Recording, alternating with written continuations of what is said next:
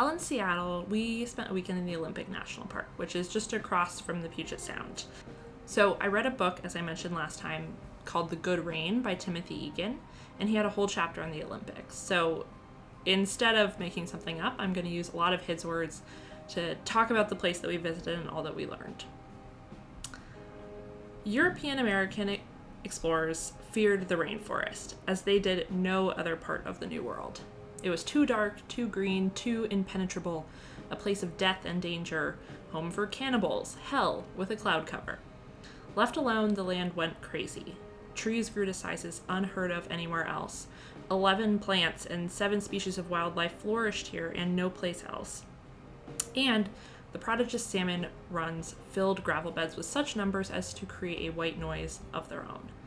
Naturalist Roger Torrey Peterson has calculated that the Olympic rainforest is weighted down with more living matter than any other place on Earth. And yet, this is not some distant land in a far-off corner. A straight line from Seattle to the Olympics across the Puget Sound and Hood Canal marks a distance of about 40 miles. 3 million people crowd the Puget Sound basin, but 40 miles and 120 additional inches of rain away, there's almost nobody. 1 million acres of ice and elk and evergreens and sea-washed rock and devil's club and sword ferns and salmonberry and water and wildflower and ocean, all bunched up at the western edge of the continent.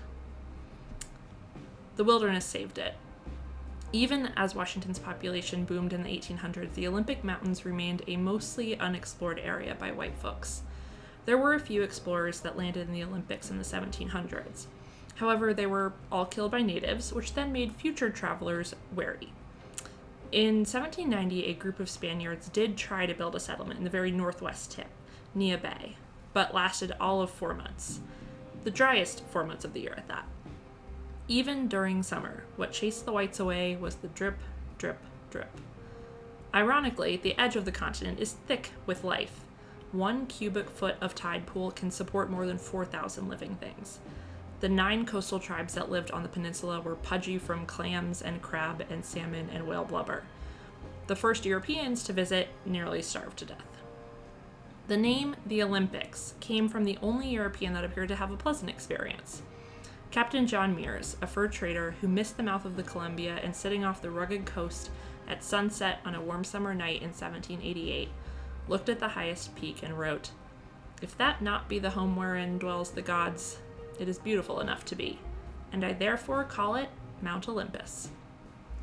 By the late 1800s, when John Muir visited, it seemed a scattering of non-natives had found their way there. Muir wrote, "In these Washington wilds, living alone, all sorts of men may perchance be found. Poets, philosophers, even full-blown transcendentalists, though you may go far to find them." And just a year later, the Seattle Press organized an expedition of well-armed explorers to penetrate the interior of the Olympics. This was the so-called Press Expedition, put together as a newspaper promotional stunt to satisfy the 40,000 citizens of Seattle who, in 1890, still had no idea what lurked behind those blue and green walls 40 miles across the Sound. The first group photo shows a mean-faced crew clutching rifles with bullet belts slung over their shoulders. They looked like mercenaries on leave from the barbershop quartet.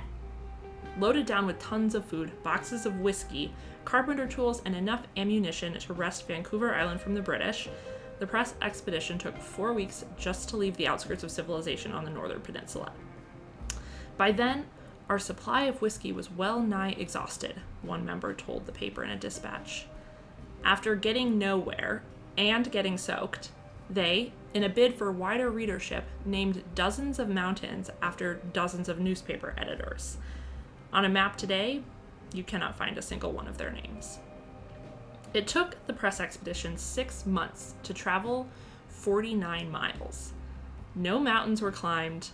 Essentially, it was a valley walk, one which can be done today on national park trails in 3 days, maybe 4 if you're burdened with extra whiskey.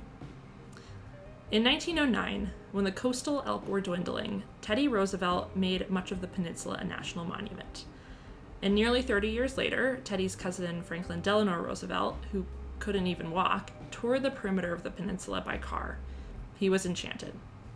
So one night, when timber industrialists and their allies in the Forest Service argued for the rainforest not to be protected, and in the depths of the Depression, FDR made up his mind.